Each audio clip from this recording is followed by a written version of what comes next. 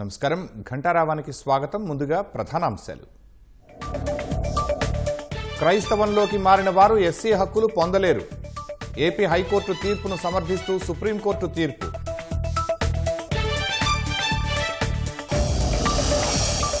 ఛత్తీస్గఢ్లో లొంగిపోనున్న మావోయిస్టు పాపారావు. బస్తర్ ప్రాంతానికి చెందిన ఆయనపై 2 కోట్ల రివార్డు.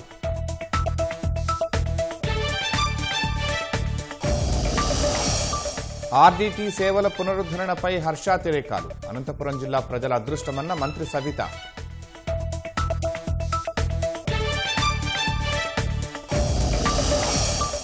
లక్ష మంది సభ్యులున్న బాసిజ్ దళం రంగంలోకి దిగలేదన్న ఐఆర్జీసీ.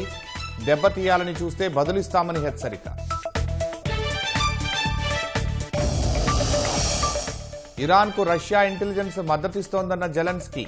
యుద్ధాన్ని సాగదీసేందుకు కుట్రలని ఆరోపణ.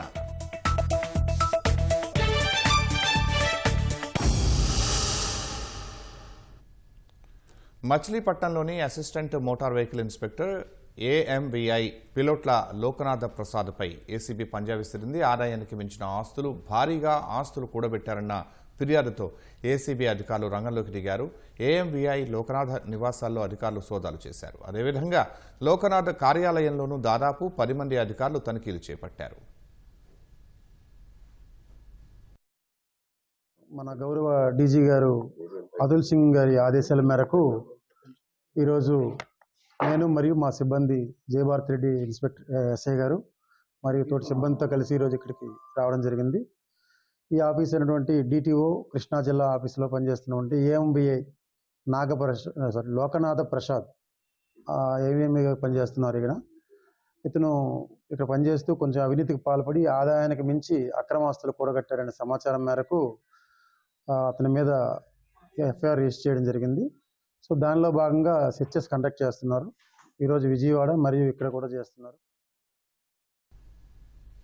అనంతపురం జిల్లా రాయదుర్గంలో సంచరిస్తున్న ఎలుగుబంటిని అటవీశాఖ అధికారులు నిర్బంధించారు. రాయదుర్గంలోని కస్తూర్బా బాలికల ఆశ్రమ పాఠశాల వద్ద తెల్లవారుజామున ఓ ఎలుగుబంటి యువకుల కంటపడింది. వారు పెద్దగా శబ్దాలు చేయడంతో రైల్వే ట్రాక్ మీదుగా ప్రభుత్వ జూనియర్ కళాశాల క్రీడా మైదానం వైపు వెళ్లింది. అక్కడ వాకింగ్కు వచ్చిన జనాన్ని చూసి కళాశాల కాంపౌండ్లోకి చొరబడింది. వాచ్మెన్ గమనించి అటవీశాఖ అధికారులు పోలీసులకు సమాచారం ఇవ్వడంతో స్థానిక పందుల పెంపకందారులతో కలిసి వల సాయంతో ఎలుగుబంటిని బంధించారు. కళ్యాణదుర్గం అటవీశాఖ ఎఫ్ఆర్ఓ సిబ్బంది ఎలుగుబంటిని బోన్లో ఎక్కించి అనంతపురం తరలించారు. ఎలుగుబంటి ఆరోగ్యంగా ఉందని ఉన్నతాధికారుల ఆదేశాల మేరకు అటవీ ప్రాంతాల్లో వదిలినట్లు తెలిపారు. ఇక్కడ ఎవరికి ఇబ్బంది లేకుండా ప్రజలను కొద్దిగా దూరం పెట్టి కంట్రోల్ చేసి చేసే విధంగా మాకు ఇది ఎలుగుబంటి అనేది ఒక బాత్రూంలోకి వెళ్ళిపోవడం వల్ల మాకు ఈజీగా కంప్లీట్ చేయగలిగాము. ఎలుగుబంటి అయితే బాగా సురక్షితంగా హెల్తీగా ఉంది. మేము ఎలుగుబంటిని ప్రస్తుతం అయితే క్యాప్చర్ చేసాము. ఎలాంటి ఇబ్బంది లేదు. ఎలుగుబంటి హెల్తీగా ఉంది. ఎవరికి ఎలాంటి ఇంజ్యూరీ కానీ ఎలాంటి ఎఫెక్ట్ అయితే ఏం లేదు. ఆపరేషన్ పీస్ఫుల్గా జరిగింది. ఉమ్మడి అనంతపురం జిల్లా ప్రజలకు కేంద్ర ప్రభుత్వం శుభవార్త చెప్పింది. కొన్ని దశాబ్దాలుగా ఉమ్మడి జిల్లా వ్యాప్తంగా అనేక సేవా కార్యక్రమాలు నిర్వహిస్తున్న ఆర్డీటీ విదేశీ నిధులు సేకరించేందుకు అనుమతుల్ని పునరుద్ధరించింది. ఈ మేరకు ఆర్డీటీకి కేంద్ర హోంశాఖ సమాచారం అందించింది. ఉమ్మడి అనంతపురం జిల్లా వ్యాప్తంగా కొన్ని దశాబ్దాలుగా ఆర్డీటీ అనేక సేవా కార్యక్రమాలు చేస్తోంది. విన్సెంట్ ఫెర్రర్ కొన్ని దశాబ్దాల క్రితం జిల్లాలో ఈ సంస్థను స్థాపించారు. రూరల్ డెవలప్మెంట్ ట్రస్ట్ పేరుతో అనంతపురం జిల్లాలో వైద్య సామాజిక కార్యక్రమాలు చేపడుతున్నారు. అనేక కుటుంబాల్లో వెలుగులు నింపారు. విదేశీ నిధులతో ఈ కార్యక్రమాలు కొనసాగిస్తున్నారు. అయితే మత మార్పిడులకు పాల్పడుతున్నారంటూ సంస్థపై ఆరోపణలు రావడంతో ఏడాది క్రితం కేంద్రం ఎఫ్సీఆర్ఏ అనుమతులు నిలిపివేసింది. ఫలితంగా విదేశీ నిధుల రాక ఆగిపోయింది. అప్పటి నుంచి సంస్థ కార్యక్రమాలకు తీవ్ర ఆటంకం ఏర్పడింది. ఆర్డీటీ సేవలు చాలా వరకు ఆగిపోవడంతో జిల్లా వాసులు ఇబ్బందులు ఎదుర్కొన్నారు. ఎలాంటి మత మార్పిడులకు పాల్పడటం లేదని ఆర్డీటీ సంస్థ కేంద్రానికి నివేదించింది. సీఎం చంద్రబాబు, మంత్రి లోకేష్తో పాటు జిల్లాకు చెందిన ప్రజాప్రతినిధులు పలుమార్లు ఢిల్లీకి వెళ్లి ఈ అంశంపై కేంద్రానికి నివేదించారు. ఉమ్మడి జిల్లాలో ఆర్డీటీ సేవల్ని వివరించారు. సేవలు ఆగిపోవటం వల్ల తలెత్తిన ఇబ్బందుల్ని తెలియజేశారు. మత మార్పిడులకు పాల్పడలేదని కేంద్ర హోంశాఖకు వివరించారు. ఆరోపణలపై పూర్తిస్థాయిలో విచారణ జరిపిన కేంద్ర హోంశాఖ మత మార్పిడులు జరగడం లేదని నిర్ధారించుకుంది. దీనికి తోడు రాష్ట్ర ప్రభుత్వ విజ్ఞప్తులు, సీఎం ప్రత్యక్ష పర్యవేక్షణతో తిరిగి అనుమతులు మంజూరు చేసింది. ఇక నుంచి ఆర్డీటీ సంస్థ విదేశీ నిధులు పొందడానికి అడ్డంకులు తొలగించింది.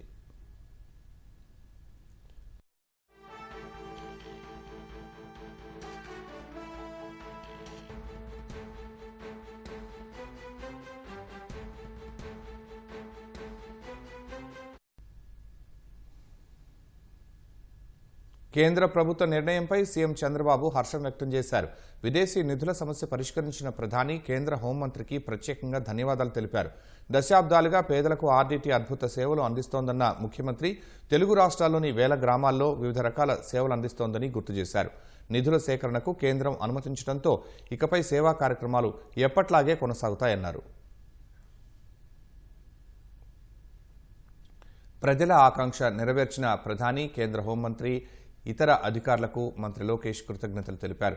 ఈ సమాచారం తెలుగు రాష్ట్రాల ప్రజలకు శుభవార్త అని, లక్షల మంది సంతోషిస్తారని సామాజిక మాధ్యమం ఎక్స్లో పోస్ట్ చేశారు.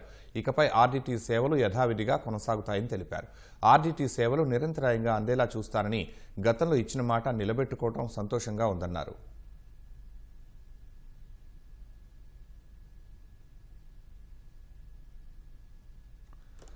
ఆర్డీటీకి ఎఫ్సీఆర్ఏ అనుమతులు మంజూరు చేస్తూ కేంద్ర హోంశాఖ నిర్ణయం తీసుకోవడంపై మంత్రి సవిత హర్షం వ్యక్తం చేశారు.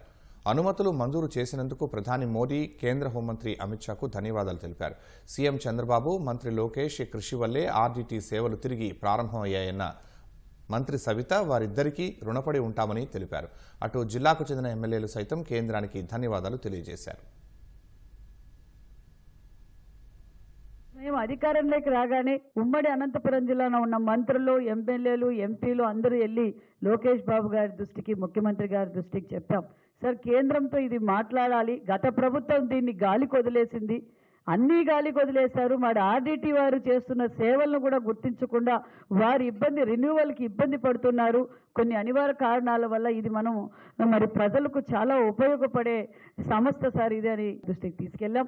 మరి ముఖ్యమంత్రి గారు నారా లోకేష్ బాబు గారు ఆ రోజే గత 8 నెలల కిందనే మరి ఖచ్చితంగా మనం ప్రధానమంత్రి గారితోనూ అమిత్ షా గారితో మాట్లాడి మనం ఖచ్చితంగా రెన్యువల్ చేయిస్తాం, మీరు ధైర్యంగా ఉండి ప్రజలకు కూడా ధైర్యం చెప్పండి, ఖచ్చితంగా మనం రెన్యువల్ చేయిస్తామని చెప్పిన ఘనత యువగలం అధినేత నారా లోకేష్ బాబు గారు. ఆ మాట నిలబెట్టుకున్నాము కూటమి ప్రభుత్వం.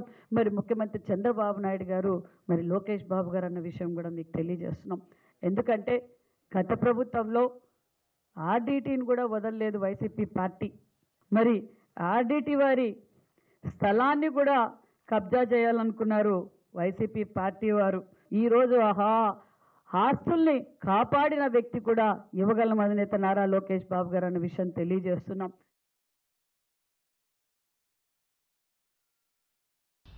ఈరోజు చాలా శుభదినంగా చెప్పాలి. 2024 ముందు ఎఫ్సీఆర్ఏ రెన్యువల్ ఏదైతే ఉందో అది ఆ గవర్నమెంట్లో రద్దు కావడం జరిగింది.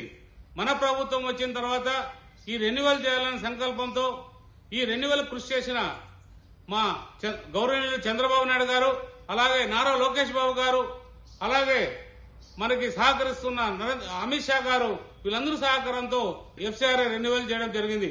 నిజంగా ఇది చాలా సంతోషం. ఎందుకంటే కరూరు జిల్లా అయినా మన అనంతపురం జిల్లాకి ఎన్నో సేవలు దశాబ్ద కాలంగా 50 సంవత్సరాల నుంచి సేవలు అందిస్తున్న ఈ ఆర్డీటీ సంస్థ నిజంగా అమోఘం. ఎంతో సంతోషంగా ఉన్న ప్రజలందరూ కూడా ఆర్డీటీ కొనసాగాలని కోరుకున్నారు. అదే కొనసాగింపుని ప్రోత్సహించిన మా ముఖ్యమంత్రి కావచ్చు, లోకేష్ బాబు గారు కావచ్చు, అలాగే మా కూటమి ప్రభుత్వం సంబంధించిన ఎంపీలు, మంత్రులు కూడా కావచ్చు, అలాగే మా సహకారం, మా జిల్లాకు సంబంధించిన ప్రజాప్రతినిధులు అందరూ కూడా పోరాటం చేసి మా ముఖ్యమంత్రి గారిని తీసుకెళ్లి అక్కడ ఢిల్లీలో అన్ని కూడా వివరంగా చెప్పి ఢిల్లీలో ఈ ఎఫ్సీఆర్ఏ రెన్యువల్ పోరాటం చేయడం జరిగింది.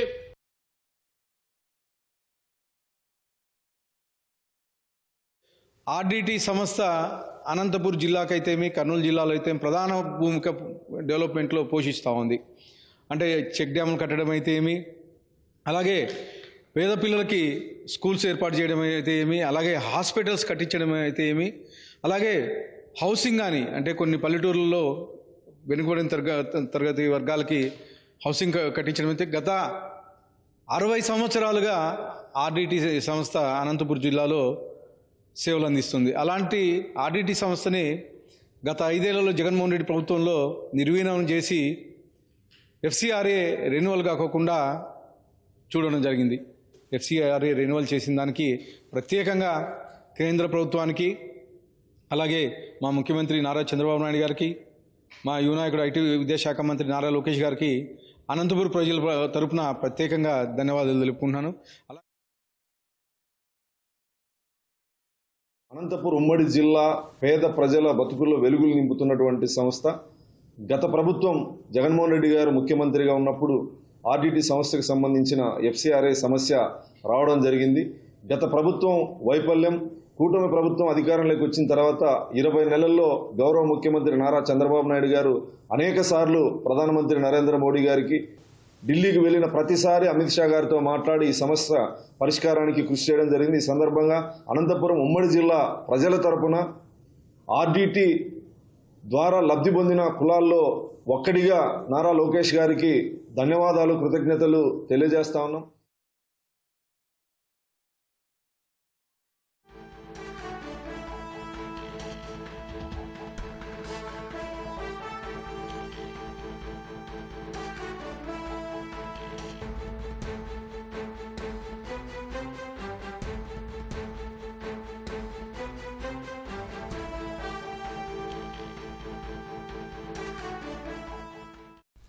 హిందూ, బౌద్ధ లేదా సిక్కు మతాలు కాకుండా ఇతర మతాల్లోకి మారే వ్యక్తులు తమ ఎస్సీ హోదాను కోల్పోతారని సుప్రీంకోర్టు స్పష్టం చేసింది. ఈ వ్యవహారంలో రాష్ట్ర హైకోర్టు తీర్పును సుప్రీంకోర్టు సమర్థించింది. మరింత సమాచారం మా ప్రతినిధి అరుణ్ అడిగి తెలుసుకుందాం. అరుణ్, ఈ ఎస్సీల మత మార్పిడిపై సర్వోన్నత న్యాయస్థానం తీర్పు సారాంశం ఏంటి? ఎస్సీలకు సంబంధించినటువంటి మత మార్పిడి, అదేవిధంగా మతం మారిన తర్వాత వర్తించేటువంటి హోదా వంటి అనేక విషయాలపైన సుప్రీంకోర్టు ఈ రోజు ఒక స్పష్టమైనటువంటి తీర్పును వెలువరించింది. Justice Prashant Kumar Mishra, justice NV అంజారియాలతో కూడినటువంటి ధర్మాసనం ఒక కీలకమైనటువంటి తీర్పును వెలువరించింది. ప్రధానంగా ఆంధ్రప్రదేశ్ కు సంబంధించినటువంటి ఈ కేసుకు సంబంధించినటువంటి విషయంలో తీర్పును వెలువరించినటువంటి ధర్మాసనం ఆంధ్రప్రదేశ్ హైకోర్టు ఇచ్చినటువంటి తీర్పును పూర్తి స్థాయిలో సమర్థించింది. బాపట్ల జిల్లాకు సంబంధించినటువంటి వ్యవహారంలో ఈ కేసు తొలుత ఆంధ్రప్రదేశ్ హైకోర్టుకు రావడం జరిగింది. బాపట్ల జిల్లా పిట్టనవారిపాలెంకు సంబంధించినటువంటి ఆనంద్ అనే వ్యక్తి గత 10 ఏళ్లుగా ఫాస్టర్ గా వ్యవహరిస్తున్నారు. గ్రామంలో అనుమతులు లేకుండా చర్చి నిర్వహించడము, క్రైస్తవ కార్యకలాపాలకు పాల్పడటం వంటి చర్యలు చేపడుతుండటంతో వాటిని అభ్యంతరం తెలిపినటువంటి స్థానిక వ్యక్తులపైన ఆనంద్ అనే ఫాస్టరు SC/ST అట్రాసిటీ చట్టం కింద కేసు నమోదు చేయడంపై స్థానికంగా ఎవరిపై అయితే కేసు నమోదు చేశారో రామిరెడ్డి ఇతరత్ర వ్యక్తులు హైకోర్టును ఆశ్రయించారు. హైకోర్టు జరిపినటువంటి విచారణ తర్వాత ఆనంద్ గత 10 ఏళ్లుగా క్రైస్తవ మతంలో ఉన్నారు. రాజ్యాంగంలో చెప్పిన విధంగా రాజ్యాంగంలో షెడ్యూల్డ్ కులాలు, షెడ్యూల్డ్ తెగలకు సంబంధించినటువంటి విషయంలో పొందుపరిచినటువంటి అనేక అంశాలు చాలా స్పష్టంగా ఉన్నాయి. క్రైస్తవ మతంలోకి మారినటువంటి వ్యక్తి ఎస్సీ హోదా అనుభవించలేడు. అదేవిధంగా 10 ఏళ్లుగా పాస్టర్ గా నిర్వహిస్తున్న వ్యక్తి క్రైస్తవ మతంలోనే ఉంటున్నాడు తప్ప తిరిగి వెనక్కి వచ్చినటువంటి దాఖలాలు ఎక్కడా కనిపించలేదు. కాబట్టి అతను నమోదు చేసినటువంటి అట్రాసిటీ చట్టం ఎట్టి పరిస్థితుల్లో పరిగణలోకి తీసుకోకూడదు.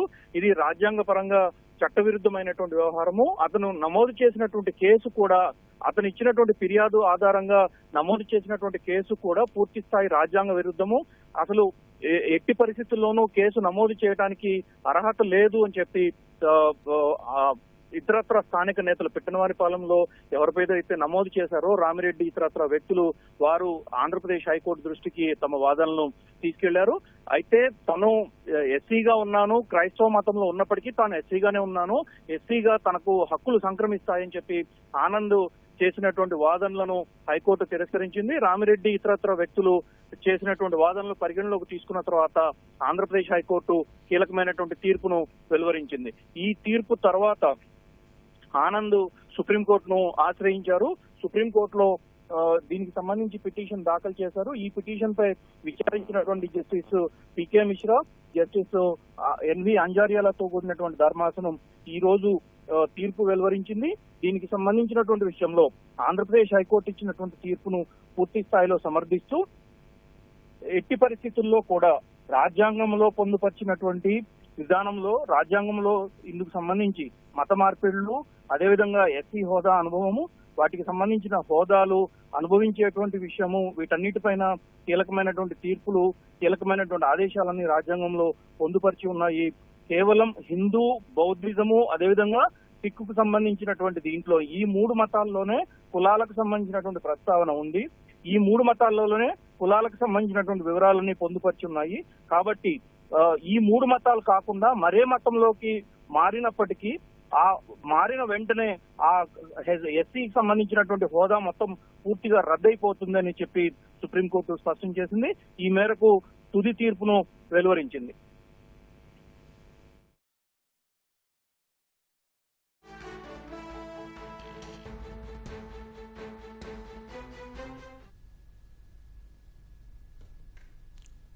ధన్యవాదాలు అరుణ్.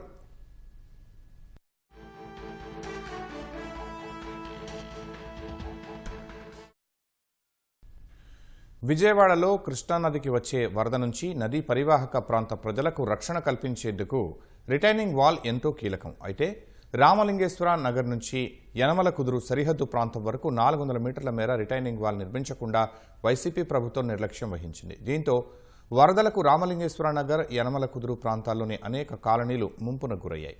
కూటమి ప్రభుత్వం వచ్చాక ఆగిపోయిన రిటైనింగ్ వాల్ నిర్మాణ పనులకు శ్రీకారం చుట్టింది. ఈ పనులకు గత ఏడాది డిసెంబర్లో 1,60,79,000 రూపాయలతో హోంమంత్రి వంగలపూడి అనిత శంకుస్థాపన చేశారు. మరింత సమాచారం మా ప్రతినిధి కనకారావు అందిస్తారు. ఏటా కృష్ణానదికి ఎగువ నుంచి వచ్చే వరద ప్రభావంతో ఈ కృష్ణానది పరివాహక ప్రాంతంలో ఉండే ప్రజలందరూ కూడా తీవ్ర ఇబ్బందులు ఎదుర్కొంటూ ఉంటారు. భయంతో బతుకు ఏడుస్తూ ఉంటారు. ఈ తరుణంలో ప్రభుత్వం నిర్మించిన ఈ రిటైనింగ్ వాల్ ఈ ప్రాంత ప్రజలందరికీ ఎంతో ఉపశమనం కలిగించింది.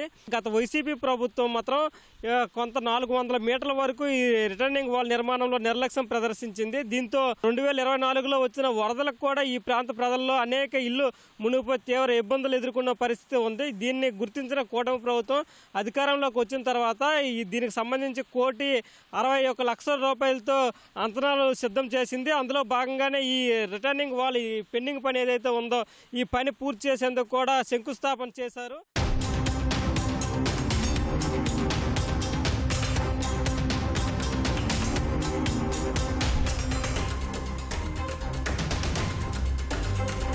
జనవరి నెలలో ఈ రిటర్నింగ్ వాల్ పనులు ప్రారంభించేందుకు గాను మనకు వెనక్కి కనిపిస్తున్న ఈ రిటర్నింగ్ వాల్ని సుమారు 1.5 వరకు కొట్టి దాని నుంచి 9 అడుగుల మేర ఎత్తు నిర్మించేందుకు సిద్ధమయ్యారు. అయితే ఈ పనులు మాత్రం చాలా నత్తనడకన సాగుతున్నాయి. వచ్చే వర్షాకాలం నాటికి ఈ పనులు పూర్తి చేసినట్లుగా అయితే తమకు ఎంతో మేలు జరుగుతుందని చెప్పి ఈ కృష్ణానది పరివాహక ప్రాంతంలో ఉండే ప్రజలందరూ కూడా ప్రభుత్వానికి విజ్ఞప్తి చేస్తున్నారు.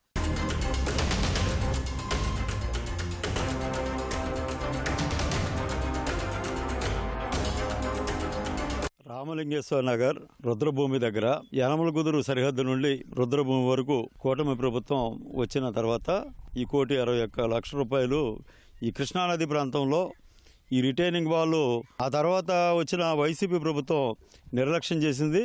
ఈ 400 మీటర్ల ముక్క మాత్రం వాళ్ళు పూర్తి చేయలేకపోయారు. దాన్ని కూటమి ప్రభుత్వం వచ్చిన తర్వాత నిధులు శాంక్షన్ చేయడం జరిగింది. అధికారులు కూడా ఎప్పటికప్పుడు వచ్చి పర్యవేక్షణ చేస్తున్నారు. వరదలో ముంపుకి గురి కాకముందే ఈ స్థానిక ప్రజలందరూ కూడా మరి త్వరితగతిన ఈ రిటైనింగ్ వాల్ ఈ 400 మీటర్లని పూర్తి చేయాలని స్థానిక ప్రజలందరూ కోరుతున్నారు. రీసెంట్గానే మన వంగలపూడి అనిత గారు వచ్చి శంకుస్థాపన చేశారండి. ఇది మొత్తం వాల్ వచ్చేసి యనమల కుదురు సరిహద్దు నుంచి రామలింగేశ్వర నగర్ 15వ డివిజన్ వరకు కంటిన్యూ అవుతుంది. ఆల్రెడీ ఉన్న వాల్ని హై రైజింగ్ కింద ఎక్స్టెన్షన్ చేస్తున్నారండి. ఒక 400 మీటర్లో ఇవన్నీ మీకు కనపడుతున్నాయి చూసారా, అంతా పగలగొట్టి మొత్తం చేశారు. అయితే వచ్చేది వర్షాకాలం కాబట్టి మన అధికారులు కానీ మన విఎంసీ డిపార్ట్మెంట్ కానీ ఏదైనా ఈ వరదల్లో కంప్లీట్ చేసి మనకి కొంచెం సాయం చేయగలరని కోరుతున్నామండి. రిటైనింగ్ వాళ్ళు ఎప్పటి నుంచో పెండింగ్ పడి అట్లా ఉంది. మొన్న శాంక్షన్ అయింది. అది ఇది త్వరగా పూర్తి చేస్తే మాకు వాటర్ రాకుండా ఉంటుంది. వరద వచ్చినప్పుడు మొన్న కూడా వచ్చింది, పోయిన సంవత్సరం కూడా వచ్చింది వరద. వర్షాకాలం వచ్చేలోపు ఇది పూర్తి చేయగలిగితే మాకు చాలా మేలు చేసిన వాళ్ళు అవుతారండి. ఆల్రెడీ స్టార్ట్ చేశారు, మెల్లగా జరుగుతుందని కొద్దిగా స్పీడ్ చేస్తే వర్షాకాలం లోపు మాకు బాగానే ఉంటుందని కోరుకుంటున్నాం.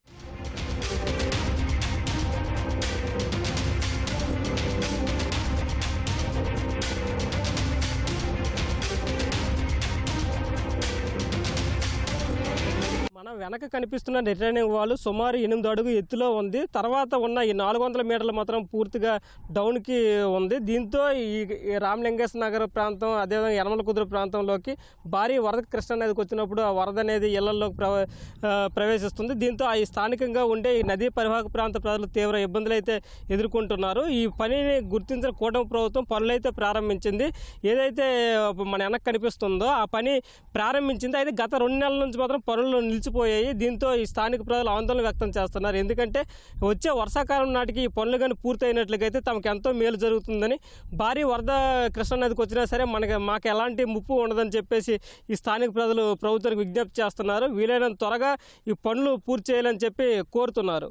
కెమెరామెన్ కోటేశ్వరరావుతో కనకారావు, ఈటీవీ న్యూస్, విజయవాడ నుంచి. అనంతపురం సమీపంలో హైదరాబాద్ బెంగళూరు జాతీయ రహదారిపై జరిగిన రోడ్డు ప్రమాదంలో ఒకరు మృతి చెందగా ఇద్దరికి తీవ్ర గాయాలయ్యాయి. కర్ణాటక బీదర్ నుంచి వస్తున్న కారు అనంతపురం సమీపంలో ముందు వెడుతున్న కంటైనర్ను ఢీకొట్టింది. ఈ ప్రమాదంలో కారులో ప్రయాణిస్తున్న ముగ్గురులో ఒకరు అక్కడికక్కడే మృతి చెందారు. క్షతగాతులను ఆసుపత్రికి తరలించి చికిత్స అందిస్తున్నారు.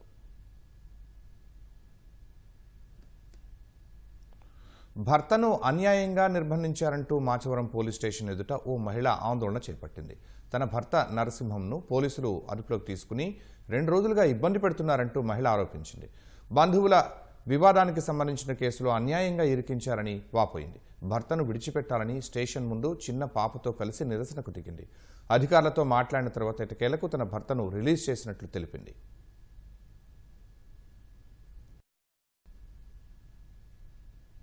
ప్రాబ్లం తోటి అయితే ఇక్కడ అరెస్ట్ చేసి తీసుకొచ్చారో దానికి ఒక సాల్వ్ అయితే దొరికింది. అండ్ ఇంకొక విషయం ఏంటంటే ఎవరినైతే మిగిలిన వ్యక్తులు ఎవరైతే ఉన్నారో మా ఆడపడుచు వాళ్ళ కూతురు సమస్య కోసం నా భర్త పెద్ద మనిషిగా నిలబడడం జరిగింది. దానికోసం ఒక సమస్యకి పరిష్కారం అయితే ఈరోజైతే దొరికింది. సో దానికోసం ఏంటంటే నా భర్త ఇప్పుడైతే వదిలిపెట్టడం అయితే జరిగింది. దానికైతే ధన్యవాదాలు. ఎవరైతే మా ఆడపడుచు వాళ్ళు, వాళ్ళ హస్బెండ్, వాళ్ళ ఫ్యామిలీ మెంబర్స్ ఎవరైతే ఉన్నారో వాళ్ళందరూ వచ్చిన తర్వాత నా భర్తకి వాళ్ళకి ఎటువంటి ఆ ఇష్యూకి వాళ్ళకి కానీ ఎటువంటి సంబంధం అయితే లేదు. వాళ్ళు వచ్చే వరకు మాత్రమే నా భర్త ఇక్కడ ఈ విషయానికి సంబంధించి ప్రెజెంట్ అవుతాడు. రాజధాని అమరావతిలో వరుస అగ్ని ప్రమాదాలు కలవరపెడుతున్నాయి. రాజధాని నిర్మాణ పనులు జోరుగా సాగుతున్న వేళ ఒకే తరహాలో భూగర్భ కేబుళ్లు నిల్వ ఉంచిన ప్రదేశాల్లోనే ప్రమాదాలు జరగడం అనుమానాలకు తావిస్తోంది. ఈ మంటల వెనుక కుట్రకోణం దాగి ఉందని భావిస్తున్న ప్రభుత్వం ఈ ఘటనలపై విచారణకు ఆదేశించింది. రాష్ట్రంలో కూటమి ప్రభుత్వం అధికారం చేపట్టాక రాజధాని ప్రాంతంలో మూడోసారి భారీ అగ్ని ప్రమాదం జరగటం కుట్రకోణాన్ని బహిర్గతం చేస్తోంది. భూగర్భ కేబుల్ వ్యవస్థ కోసం కాంట్రాక్టు సంస్థలు నిల్వ ఉంచిన పైపుల వద్దే 3 ప్రమాదాలు జరగటం అనుమానాల్ని బలపరుస్తోంది. గత తెలుగుదేశం ప్రభుత్వ హయాంలో రాజధానిగా అమరావతిని ప్రకటించినప్పుడు అరటి తోటకు నిప్పు పెట్టారు. ఆ చర్యతో శాంతి భద్రతల సమస్య సృష్టించేందుకు కుట్ర చేశారు. ఇప్పుడు ఆ తరహాలోనే వరుస ఘటనలు జరుగుతున్నట్లు ప్రభుత్వం భావిస్తోంది. గతేడాది ప్రధాని మోదీ అమరావతి పర్యటనకు వచ్చిన రోజు తొలి అగ్ని ప్రమాదం జరిగింది.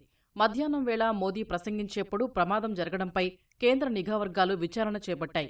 ఇటీవల కలెక్టర్ల సదస్సు జరుగుతున్న సమయంలో సచివాలయానికి కోతవేటు దూరంలోనే రెండోసారి ప్రమాదం జరిగింది. వెంటనే ప్రభుత్వ యంత్రాంగం అప్రమత్తమై మంటల్ని అదుపు చేసింది. దూరంగా పొలంలో మంట పెట్టి పైపుల వరకు గడ్డి పేర్చిన ఆనవాళ్లు కనిపించడంతో ఉద్దేశపూర్వకంగానే మంట పెట్టారనే ప్రాథమిక నిర్ధారణకు పోలీసులు వచ్చారు. ముఖ్యమంత్రి చంద్రబాబు సైతం ఈ అంశంపై ఉన్నత స్థాయి విచారణకు ఆదేశించారు. జీఏడీ టవర్ల నిర్మాణ ప్రాంతానికి సమీపంలో సోమవారం అర్ధరాత్రి మరో భారీ ప్రమాదం జరగటం ప్రభుత్వాన్ని ఉలిక్కిపడేలా చేసింది.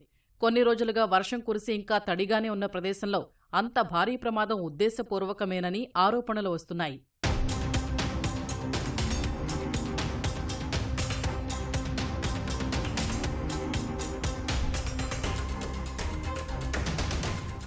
అమరావతిలో ఒకే విధంగా వరుస అగ్ని ప్రమాదాలు జరుగుతుండటంపై హోంమంత్రి అనిత విచారణకు ఆదేశించారు.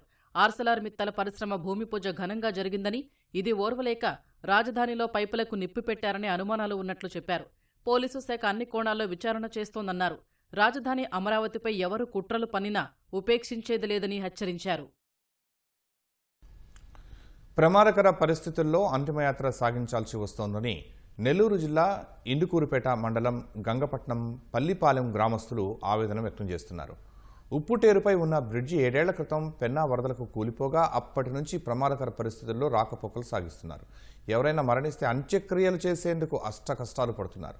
ఇటీవల గ్రామానికి చెందిన లక్ష్మీదేవమ్మ అనే వృద్ధురాలు మరణించగా కాలువ అవతల ఉన్న శ్మశానానికి తీసుకువెళ్లేందుకు తీవ్ర అవస్థలు పడ్డారు. థర్మోకోల్ తెప్పల సహాయంతో మృతదేహాన్ని అవతల ఒడ్డుకు చేర్చి దహన సంస్కారాలు చేశారు. ప్రభుత్వాలు మారుతున్నా బ్రిడ్జి నిర్మాణంలో మాత్రం జాప్యం జరుగుతూనే ఉందని స్థానికులు ఆవేదన వ్యక్తం చేస్తున్నారు. ప్రభుత్వం స్పందించి ఇప్పటికైనా బ్రిడ్జి నిర్మాణం చేపట్టాలని కోరుతున్నారు. హోంమంత్రి వంగలపూడి అనిత పుట్టినరోజు సందర్భంగా వినూత్న రీతిలో శుభాకాంక్షలు వెల్లువెత్తాయి. విశాఖ సముద్ర గర్భంలో అరుదైన దృశ్యం ఆవిష్కృతమైంది. టీడీపీ యువ నాయకుడు అడవిరాజు స్కూబా డైవింగ్ చేస్తూ మంత్రి అనితకు ప్రత్యేకంగా బర్త్డే విషెస్ తెలిపారు. సముద్రం అడుగున మంత్రి అనిత చిత్రపటంతో వినూత్న ప్రదర్శన నిర్వహిస్తూ తన అభిమానాన్ని చాటుకున్నాడు. ఎస్ రాయవరం మండలం కొత్తరేవు పోలవరం గ్రామానికి చెందిన అడవిరాజు తన అభిమాన నాయకురాలిపై గౌరవాన్ని ఇలా భిన్నంగా వ్యక్తపరిచాడు. ఈ స్కూబా డైవింగ్ బర్త్డే సెలబ్రేషన్ స్థానికంగా పెద్ద ఆకర్షణగా మారింది. పశ్చిమాసియా యుద్ధంతో అంతర్జాతీయంగా దేశీయంగా నెలకొన్న పరిస్థితులపై రక్షణ మంత్రి రాజ్నాథ్ సింగ్ ఉన్నత స్థాయి సమీక్ష నిర్వహించారు. ఈ సమావేశంలో సిడిఎస్ జనరల్ అనిల్ చౌహాన్, త్రివిధ దళాధిపతులు, డిఆర్డీఓ చైర్మన్ సమీర్ కామత్ సహా పలువురు ఉన్నతాధికారులు పాల్గొన్నారు. పశ్చిమాసియాలో నెలకొన్న ఉద్రిక్తతల ఫలితంగా ఎదురయ్యే సమస్యలపై రాజ్నాథ్ చర్చించారు.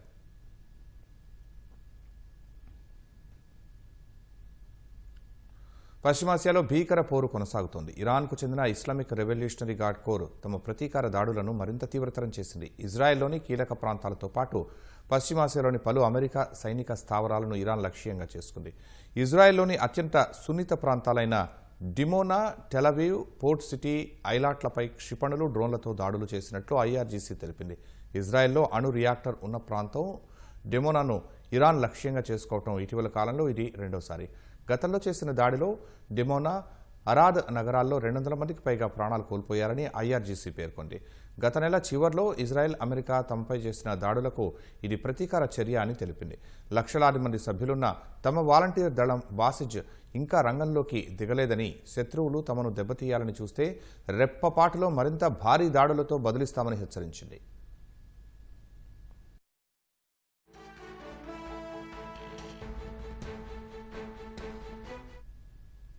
సౌదీ అరేబియాలోని చమురు నిక్షేపాలున్న తూర్పు ప్రావిన్స్ను లక్ష్యంగా చేసుకుని ఇరాన్ ప్రయోగించిన 19 డ్రోన్లను సౌదీ రక్షణ బలగాలు ధ్వంసం చేశాయి. బహ్రెయిన్లో క్షిపణి హెచ్చరిక సైరన్లు మోగాయి. డ్రోన్ దాడుల కారణంగా బహ్రెయిన్లో అమెజాన్ వెబ్ సర్వీసెస్కు తీవ్ర అంతరాయం కలిగింది. ఆ ప్రాంతంలో డ్రోన్ల సంచారం కారణంగానే ఈ అంతరాయం తలెత్తిందని అమెజాన్ ప్రతినిధి ఒకరు ధృవీకరించారు. బహ్రెయిన్ రీజియన్లో సేవలను పూర్తిగా పునరుద్ధరించే వరకు ప్రభావితమైన తమ కస్టమర్లను ఇతర ప్రత్యామ్నాయ ఏడబ్ల్యూఎస్ రీజియన్లకు మార్చేందుకు అవసరమైన సహాయం అందిస్తున్నట్లు అమెజాన్ స్పష్టం చేసింది. మరోవైపు కువైట్ పైన ఇరాన్ దాడులు కొనసాగాయి. ఈ దాడులను అడ్డుకునే క్రమంలో పడిన శకలాల కారణంగా కువైట్లోని 7 ఓవర్హెడ్ విద్యుత్ ట్రాన్స్మిషన్ లైన్లు దెబ్బతిన్నాయి. దీనివల్ల కువైట్లోని పలు ప్రాంతాల్లో పాక్షికంగా విద్యుత్ సరఫరా నిలిచిపోయి అంధకారం అలుముకుంది. మరమ్మతుల కోసం అత్యవసర బృందాలు రంగంలోకి దిగాయి.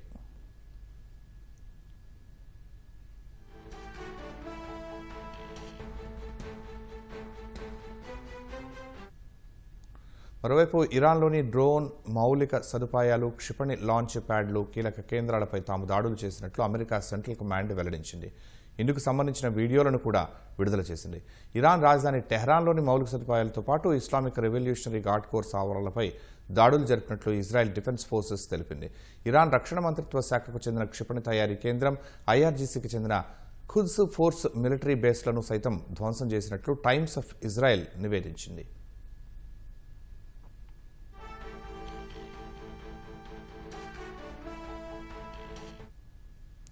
ఈ యుద్ధంలో ఇప్పటివరకు ఇరాన్లో 1500 మందికి పైగా మరణించినట్లు ఆ దేశ ఆరోగ్య మంత్రిత్వ శాఖ తెలిపింది. ఇజ్రాయెల్లో 15 మంది పౌరులు, అలాగే 13 మంది అమెరికా సైనికులు ప్రాణాలు కోల్పోయారు. వేలాది మంది అమెరికా మెరైన్లు శుక్రవారం నాటికి గల్ఫ్ ప్రాంతానికి చేరుకోనున్నారు.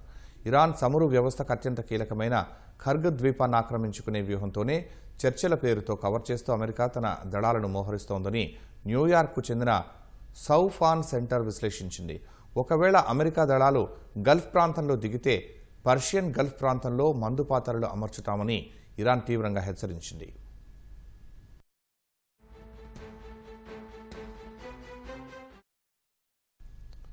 మధ్యప్రాచ్యంలో యుద్ధం కొనసాగుతున్న వేళ ఉక్రెయిన్ అధ్యక్షుడు జెలెన్స్కీ సంచలన ఆరోపణలు చేశారు. ఇరాన్కు రష్యా ఇంటెలిజెన్స్ మద్దతు అందిస్తోందని, అందుకు సంబంధించి బలమైన ఆధారాలున్నాయని వెల్లడించారు. ప్రస్తుత పరిస్థితుల్లో ఇరాన్ ప్రభుత్వం సంక్షోభం నుంచి బయటపడి నిలదొక్కుకోవడానికి రష్యా సహాయం చేస్తోందని పేర్కొన్నారు. అమెరికా, ఇజ్రాయెల్తో జరుగుతున్న ఈ యుద్ధాన్ని మరింత కాలం సాగదీసేందుకు ఇరాన్కు రష్యా మద్దతిస్తోందని జెలెన్స్కీ ఆరోపించారు.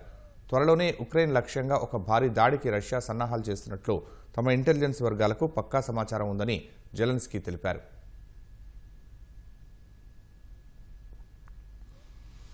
అమెరికా టెక్సాస్ రాష్ట్రంలోని వలేరో రిఫైనరీలో భారీ పేలుడు సంభవించింది. ఈ ఘటన వల్ల సమీపంలోని నెదర్లాండ్ నగరానికి ఎలాంటి ముప్పు వాటిల్లలేదని సమాచారం. ఈ ప్రమాదం తీవ్రత నేపథ్యంలో నగరంలోని పశ్చిమ ప్రాంత వాసులను ఎక్కడికక్కడే ఇళ్లలోనే సురక్షితంగా ఉండాలని అధికారులు ఆదేశించినట్లు స్థానిక టీవీ ఛానల్ కేబీఎంటీ వెల్లడించింది. ప్రమాదం జరిగిన రిఫైనరీ సమీపంలో ఆకాశాన్ని తాకేలా దట్టమైన పొగలు అలుముకున్న దృశ్యాలు కనిపించాయి. ఈ పేలుడు గల కారణాలు ఇంకా తెలియాల్సి ఉంది.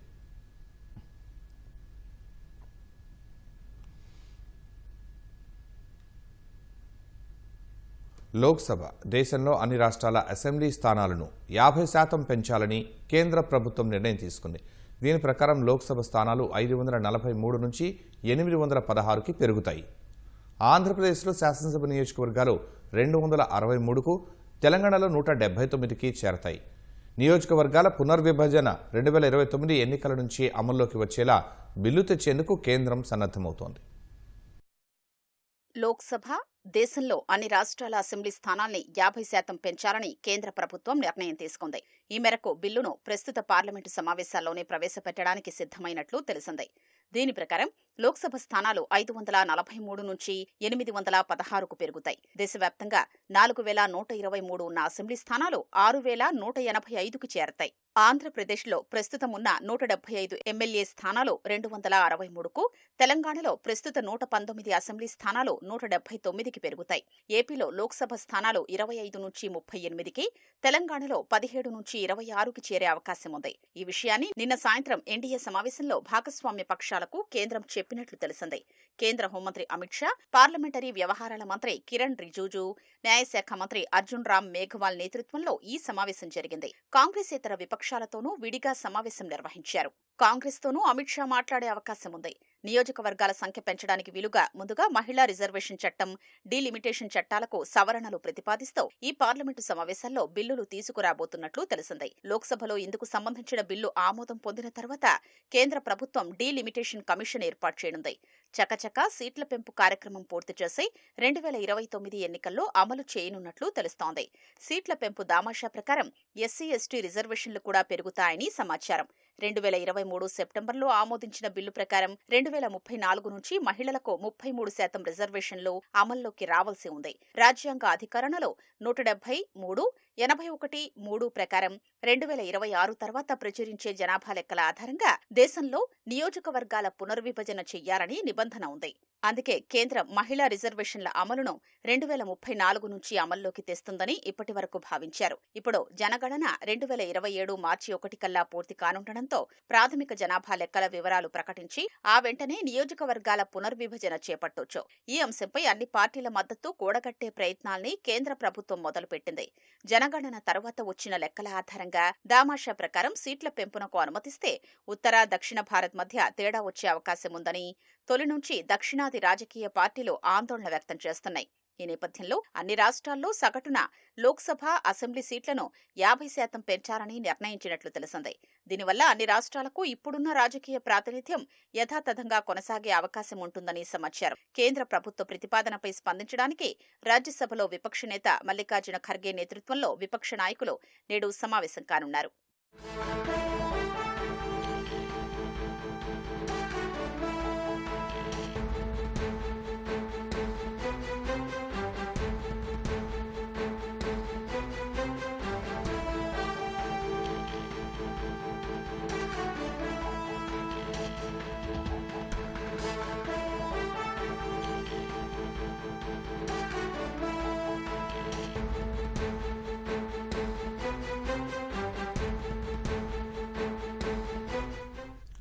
రాజధాని ప్రాంతంలో తరచూ అగ్ని ప్రమాదాలు జరగడంపై ముఖ్యమంత్రి అనుమానాలు వ్యక్తం చేశారు. ప్రమాదమా, కుట్రకోణం ఉందా అనే విషయంలో లోతుగా విచారణ జరపాలని ఆదేశించారు. మరింత సమాచారం మా ప్రతినిధి కృష్ణ అడిగి తెలుసుకుందాం. కృష్ణ, ముఖ్యమంత్రి ఏమని ఆదేశించారు, ఎలాంటి విచారణ చేస్తున్నారు? శర్మ, ఏదైతే రాజధాని అమరావతి ప్రాంతంలో కూటమి ప్రభుత్వం వచ్చాక వరుసగా 3 సార్లు అగ్ని ప్రమాదాలు చోటు చేసుకున్నాయి. ఈ 3 కూడా ఒకే తరహాలో అంటే భూగర్భంలో ఏర్పాటు చేసే కేబుల్ కోసం ఏర్పాటు చేసిన పైపులు తగలబట్టడమే ఈ 3 ప్రమాదాల వెనక ప్రధాన అంశంగా ఉంది. దీనికి సంబంధించి అనేక అనుమానాలు అనేది సర్వత్రా వ్యక్తమవుతున్నాయి.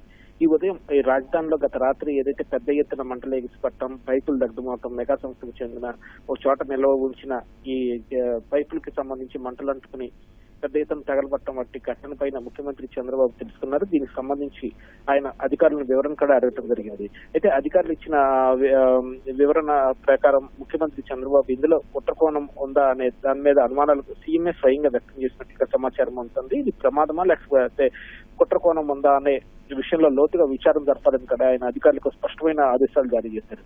ఏదైతే 3 ఘటనలో తొలుత రాజధాని పునర్నిర్మాణ పనులు శంకుస్థాపన కోసం ప్రధాని నరేంద్ర మోదీ ఏదైతే గత ఏడాది అమరావతి వచ్చారో ఆ సందర్భంగా ప్రధాని నరేంద్ర మోదీ ప్రసంగిస్తున్న సమయంలోనే అగ్ని ప్రమాదం అనేది చోటు చేసుకుంది. అది కూడా మోదీ కోసం ఏర్పాటు చేసిన సభకు కోతవేడి దూరంలోనే ఈ అగ్ని ప్రమాదం అనేది చోటు చేసుకుంది. దీనికి సంబంధించి కూడా అప్పుడు కలకలం రేపింది. అయితే వెంటనే మంటలను అదుపులోకి రావడంతో అక్కడ వివాదం సర్దుమడిగింది.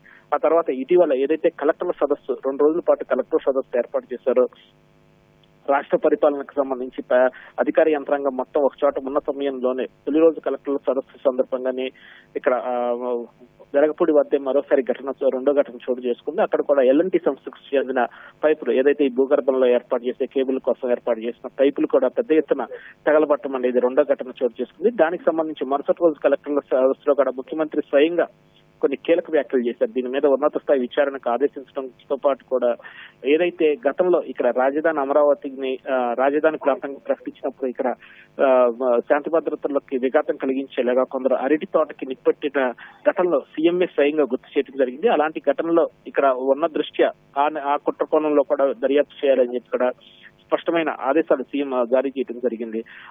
ఆ తర్వాత పోలీసులు కూడా ఇది ఉద్దేశపూర్వకంగా పెట్టిన మంటే అని చెప్పి కూడా ఒక అభిప్రాయానికి వచ్చినట్లుగా తెలుస్తుంది. ఏదైతే అక్కడ పైపులు నిల్వ ఉంచిన చోటకి దూరంగా ఎక్కడైతే పొలం ఉందో పొలంలో మంట పెట్టి అది గాలి వీస్తున్న సమయంలో అక్కడ మంట పెట్టడం, పొలం గుండా పైపుల వరకు కూడా గడ్డి పేర్చడం ఉండటం కూడా కుట్రపూర్వకంగా ఉద్దేశపూర్వకంగానే దీనికి మంట పెట్టారనే ప్రాథమిక నిర్ధారణకు కూడా అప్పుడు పోలీసులు రావడం జరిగింది. ఇక గత రాత్రి ఘటన చూసుకుంటే గత 2-3 రోజుల నుంచి కూడా అమరావతి ప్రాంతంలో వర్షం పడి మొత్తం అక్కడ నేలంతా తడిగా ఉంది. అక్కడ నిర్మాణ పనులు జరుగుతున్నందున ఆ వర్షం కూడా అక్కడ కొద్దిగా బురదమయం అయి కూడా ఉంది ఆ ప్రదేశం.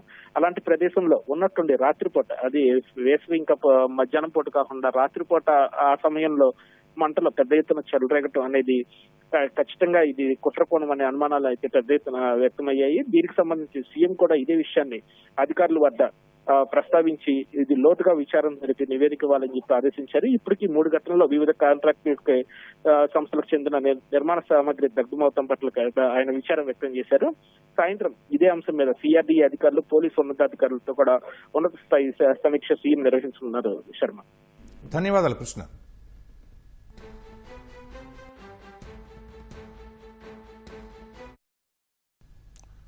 తిరుమల శ్రీ వెంకటేశ్వర స్వామిని సినీ నటుడు శివాజీ దర్శించుకున్నారు. వీఐపీ విరామ దర్శన సమయంలో స్వామివారి సేవలో పాల్గొన్నారు. శ్రీవారిని దర్శించుకున్న అనంతరం రంగనాయకుల మండపంలో ఆయనకు పండితులు ఆశీర్వచనం చేసి స్వామివారి తీర్థప్రసాదాలను అందజేశారు. విజయవాడ ఇంద్రకీలాద్రిపై వసంత నవరాత్రుల ఉత్సవాలు వైభవంగా కొనసాగుతున్నాయి. 6వ రోజున అమ్మవారికి మరువం, మల్లెలు, జాజులు, చామంతి పుష్పాలతో అర్చన చేశారు. సుగంధ పుష్పవనంలో కొలువైన దేవేరిని భక్తులు దర్శించుకున్నారు. ఈ పుష్పార్చన సేవలో ఆలయ అర్చకులు, పాలక మండలి చైర్మన్, ఈవో పాల్గొన్నారు. తిరుపతి శ్రీ కోదండరామస్వామి బ్రహ్మోత్సవాలు కన్నుల పండుగగా సాగుతున్నాయి. బ్రహ్మోత్సవాల్లో 8వ రోజు శ్రీ సీతా లక్ష్మణ సమేత శ్రీరామచంద్రమూర్తి వారి రథోత్సవం వైభవంగా జరిగింది. స్వామివారి రథాన్ని అధిరోహించి భక్తులను కటాక్షించారు. మాడవీధుల్లో ఊరేగుతున్న స్వామివారిని భక్తులు దర్శించుకుని మొక్కులు చెల్లించుకున్నారు. రథాన్ని లాగేందుకు భక్తులు పోటీపడ్డారు. భక్తులు అడుగడుగునా కర్పూర హారతులు సమర్పించి స్వామివారిని దర్శించుకున్నారు. రాత్రికి అశ్వవాహన సేవ జరగనుంది.